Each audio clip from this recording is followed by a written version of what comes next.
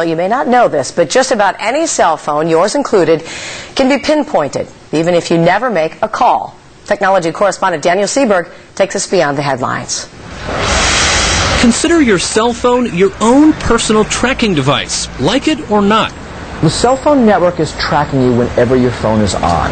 Whether there's a human being receiving some data saying where your phone is, you have no idea, because the phone company has that data and it's what they're doing with it afterwards. Authorities must have a court's permission to track anyone through cell phone locations, but once that access is granted, it's nearly foolproof.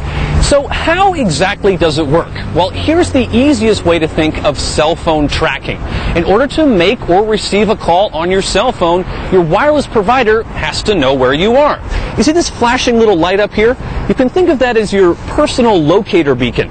In a sense, it's communicating with the cell towers that are all around you all the time as you move around. And they can find you a few different ways. Well, the cell phone always has to know what cell it's in. Otherwise, it can't send phone calls. Your average phone, when it's walking around, is in view of 2 or 3 different cells. And what the phone company can do, and this is very easy, is to compare relative signal strengths and figure out where the phone is, probably to a couple of 100 feet. They triangulate from the radio signal. The third thing is satellite positioning system, and phones that are equipped with that system can be pinpointed within a few feet.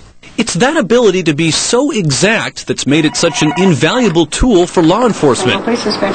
Following last year's failed suicide bombings in London, British investigators used cell phone tracking to find a suspect who'd fled to Italy. Simpson, the passenger in the car, has a gun at his head. It was used to track O.J. Simpson's car phone while he was avoiding police along the L.A. freeways.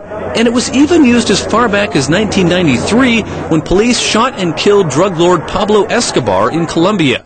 But as productive as cell phone tracking can be, privacy advocates are concerned about how all this data is accessed. I think there's a substantial worry that location information about cell phone users is being released without a court order. This is actually an open legal controversy. If you don't like the idea of being tracked with your cell phone, well, you really only have a few choices. If you use Verizon or Sprint phones, in some cases you can set the GPS chip so it only works when you use 911.